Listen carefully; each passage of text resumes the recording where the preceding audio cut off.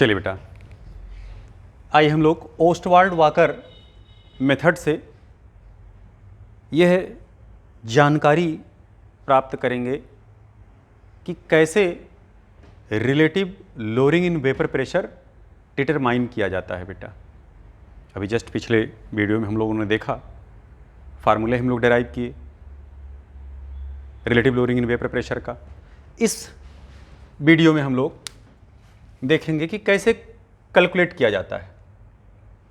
तो अगर आपसे सवाल पहला पूछा जाए कि भाई ओस्टवाल्ड वाकर मेथड क्या है, तो आप कह सकते हैं कि this method is used to determine relative lowering in vapour pressure. और इस मेथड से हम सॉल्यूट का मॉलिक्यूलर वेट भी ज्ञात कर सकते हैं। यानी यह भी कह सकते हैं also used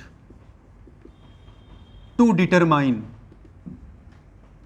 molecular weight of non volatile solute. ये फिगर हमने पहले ही बना लिया है ताकि टाइम ना लगे बेटा। इसकी लेबलिंग अब हम करेंगे। यहां पर हम इस जार में, इस कंटेनर में हम सॉल्यूशन ले रहे हैं। सॉल्यूशन कौन सा है? नॉन वोलाटाइल सॉल्यूट को वोलाटाइल सॉल्वेंट में मिलाकर तैयार किया गया है। ये जो सॉल्यूशन बना है, यहां पर हम प्योर सॉल्वेंट ले रहे हैं बच्चों। यह है सॉल्वेंट,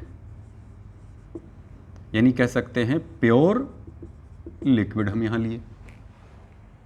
ओके, सबको अच्छी तरीके से पता है कि अगर कोई भी सॉल्यूशन कहीं पर रखा जाएगा तो जो उसका वोलाटाइल कंपोनेंट है वो उड़ता है, उड़ उड़ के अपना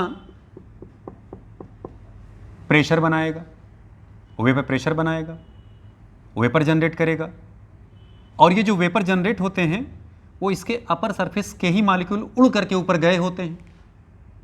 ऐसे सॉल्वेंट भी अपना यहाँ वेपर तैयार करेगा, इसका भी अपना वेपर प्रेशर जनरेट होगा। अब जरा ध्यान दें, एक्सपेरिमेंट जो हम लोग करने चल रहे हैं बेटा, इसमें हम लोग क्या ज्ञात कर रहे हैं? हम लोग कर क्या रहे हैं, इधर से ड्राई एयर पास करा रहे हैं इसमें। सबको ये बात पता है कि अगर ड्राई एयर होगा तो उसमें कोई भी मॉइस्चर मौजूद नहीं होंगे, तब उस समय उसका वेपर प्रेशर क्या होगा? जीरो होगा। सॉल्यूशन के ऊपर से जब हम एयर को पास कराएंगे तो एयर में टेंडेंसी क्या होती है? वेपर को एब्जॉर्ब करने की। तो जब यहां के वेपर को एब्जॉर्ब कर लेगा तो अब इसका वेपर प्रेशर होगा पीएस के बराबर, जो सॉल्यूशन का यहां वेपर प्रेशर होगा। बात स्पष्ट हुआ? अब इस सॉल्यूशन से वेपर लेकर के एयर आगे प्रोसीड किया, सॉल्वेंट के ऊपर से हम गुजारे, तो जो एयर यहां से पास होके बाहर जाएगा वो सैचुरेट होगा। कितने वेपर प्रेशर के बराबर सैचुरेट हो जाएगा? वो P0 के बराबर बेटा, P0 के बराबर, क्योंकि इससे ज्यादा हो ही नहीं सकता। मान लीजिए यहां कम था, कुछ और इसमें एब्जॉर्ब हुआ, P0 के बराबर निकल करके आया। जितना वेपर प्रेशर था P0 के बराबर निकल करके आया। अब ये वेपर जो एयर लेकर के जा रहा है, यहां से एयर जा रहा है बेटा, वो इधर से गुजरा इस नली से, और इस नली में हम क्या रखे पड़े हैं? इस नली में हम कैल्शियम क्लोराइड का टुकड़ा रखे हैं। कैल्शियम क्लोराइड क्या होता है? ये ड्राइंग एजेंट होता है बेटा, ये डेसिकेटर के रूप में यूज होता है। ये मॉइस्चर को एब्जॉर्ब करता है। तो जितना एयर इधर से मॉइस्चर लेकर के आया था, वेपर लेकर के आया था, सब का सब कैल्शियम क्लोराइड ने क्या किया होगा? उसको एब्जॉर्ब कर लिया होगा। आप कैल्शियम क्लोराइड के स्थान पर कंसंट्रेट H2SO4 भी ले सकते हैं आप। ये भी डिहाइड्रेटिंग एजेंट होते हैं, भी मॉइस्चर एब्जॉर्ब करते हैं, लेकिन जनरली हम CaCl2 लेते हैं क्योंकि इसकी ट्रांसपोर्टेशन आसान होता है बेटा, इसकी हैंडलिंग मुश्किल है, गिर जाए कहीं तो क्रोसिव होता है, जल जाएगा इंसान। ओके, तो हम लोग अक्सर कैल्शियम क्लोराइड का यूज करते हैं। तो यहां पर कैल्शियम क्लोराइड एब्जॉर्ब कर लेगा क्या, जितना वेपर इधर से निकल करके आया। अब इधर से जो एयर निकल के आया, ड्राई एयर, वैसे ही पास हो गया, यानी शुष्क हवा इधर से इंटर किया और शुष्क हवा इधर से बाहर हो गया। ड्राई एयर इंटर किया, ड्राई एयर बाहर हो गया, अंदर सब कांड हो गए बेटा। कांड कौन से हुए, आइए जरा आपको दिखाते हैं। जब एयर सॉल्यूशन के ऊपर से पास हुआ होगा तो सॉल्यूशन के ऊपर जो वेपर था उसको लेके भागा होगा। तो अगर लेके भागा तो अब ऊपर स्थान खाली हुआ, उस स्थान को कवर करने के लिए इसके अपर सरफेस के मॉलिक्यूल फिर ऊपर उड़े होंगे, फिर हम पास कराए, फिर उड़े होंगे। यानी इनडायरेक्टली क्या हो रहा है, सॉल्यूशन के वेट में लॉस हो रहा है। तो आप कह सकते हैं loss of weight of solution किसके प्रोपोर्शनल होगा, पीएस के। पीएस के यहां पर अगर आप देखें कि सॉल्वेंट के वेट पे कितना लॉस हुआ, आप ऐसे इसको समझ लें पहले। जैसे मान लीजिए इधर से ये 10 एटमॉस्फेरिक प्रेशर लेके चला और जब इसके ऊपर से निकले तो 15 एटमॉस्फेयर प्रेशर हो गया। 10 तो लेके पहले से ही चला था और इधर जब निकला तो 15 के बराबर निकल करके आ रहा है। अब बात समझिएगा जरा ध्यान से। तो अगर 15 के बराबर निकल करके आ रहा है तो एयर ने कितना वेपर एब्जॉर्ब किया, कितने वेपर प्रेशर में इंक्रीमेंट इसके हुआ भाई। 15 लेके निकला और 10 लेके एंटर किया था, तो 15 में से जब आप 10 घटाएंगे तो 5 एटमॉस्फेरिक प्रेशर, 5 एटमॉस्फेरिक प्रेशर वो किसका रहा होगा, ये इस सॉल्वेंट का रहा होगा।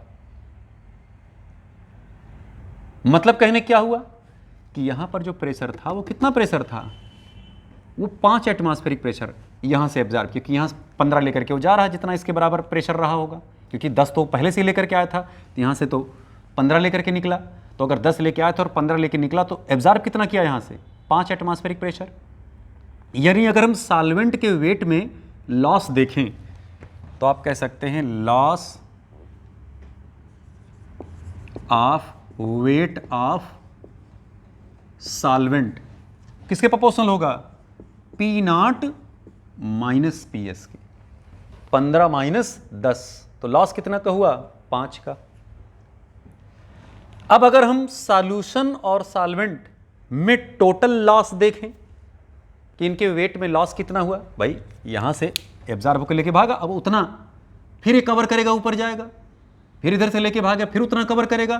तो लगातार जब आप एयर पास करा रहे हो तो सॉल्वेंट के वेट में कमी ही तो होती जा रही लगातार, और वो कमी किसके प्रोपोर्शनल हो रहा होगा, P not minus P S के। अब अगर हम टोटल लॉस इन वेट देखें सॉल्यूशन और सॉल्वेंट का मिला करके, तो दोनों को आप जोड़ोगे तो ये होगा P S plus P not minus P S. P S क्या हो जाएगा बेटा, कैंसिल। तो टोटल लॉस इन वेट किसके प्रोपोर्शनल हो गए भैया, ये पी नॉट के, पी नॉट के।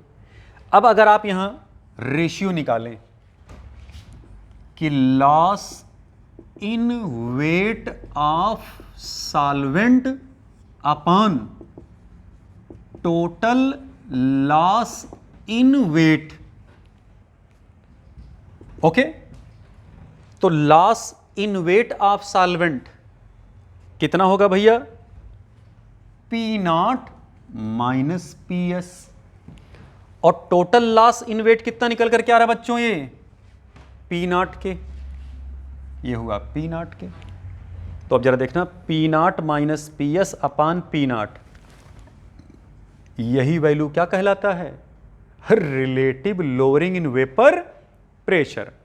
तो relative lowering in vapour pressure हम कैसे काउंट कर सकते हैं, सॉल्वेंट के वेट में लॉस को डिवाइड करें किससे, टोटल लॉस ऑफ वेट से, और यही P not minus P S upon P not equal to किसके होता था, x ऑफ सॉल्यूट के, मोल फ्रैक्शन ऑफ सॉल्यूट के।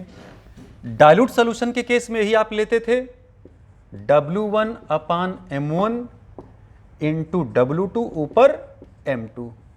इस इक्वेशन को आप कहीं पर भी अप्लाई कर सकते हैं अगर आपको ओस्टवाल्ड वाकर मेथड से सवाल पूछा जाए। इस पर क्वेश्चंस आपके एनसीईआरटी की बुक में दिए भी गए हैं बेटा, तो अभी जब हम सवाल सॉल्व कराएंगे तो सारी चर्चा वहां पर करेंगे और ये फार्मूला पुनः फिर एक बार आपके सामने अवतरित होगा बेटा। तो वहां पर जनरली करते क्या है, सॉल्वेंट के वेट में आपको लॉस दे देंगे, सॉल्यूशन और सॉल्वेंट का अलग अलग कितना कितना लॉस हुआ, और फिर पूछेंगे कि बताइए उसमें जो सॉल्यूट डाला गया उसका मॉलिक्यूलर वेट क्या है, सॉल्यूट की मात्रा, सॉल्यूट का मास भी आपको बता देंगे, वो सॉल्यूट का मास दे देंगे, W1 की वैल्यू आपको दे देंगे, W2 जितने सॉल्वेंट में मिला करके सोल्यूशन तैयार किया गया हो वो वैल्यू दे दी जाएगी। पानी में अगर सोल्यूशन बनाया गया हो तो उसका आप मॉलिक्यूलर वेट निकाल लोगे, ये पता ही रहेगा आपको। बेंजीन में अगर बनाए हैं तो बेंजीन का मॉलिक्यूलर वेट आपको पता रहेगा। सॉल्यूट जो डाला गया है नॉन वोलेटाइल, उसका मॉलिक्यूलर वेट यहाँ से आप काउंट कर सकते हैं बेटा, ये वैल्यू आप यहाँ से काउंट कर सकते हैं। तो ये मॉलिक्यूलर वेट डिटरमाइन करने में भी इसका इस्तेमाल होता है। और ओस्टवाल्ड वाकर मेथड का हम यूज़ कहाँ करते हैं भैया, RLVP ज्ञात करने में। ओके, तो ये हम लोगों ने एक कॉलिगेटिव प्रॉपर्टी पढ़ी, relative lowering in vapour pressure. अब हम लोग दूसरा कॉलिगेटिव प्रॉपर्टी पढ़ने चल रहे हैं, एलिवेशन इन बॉइलिंग पॉइंट, जिसको हम लोग अगले वीडियो में बेटा डिस्कस करेंगे। Thank you.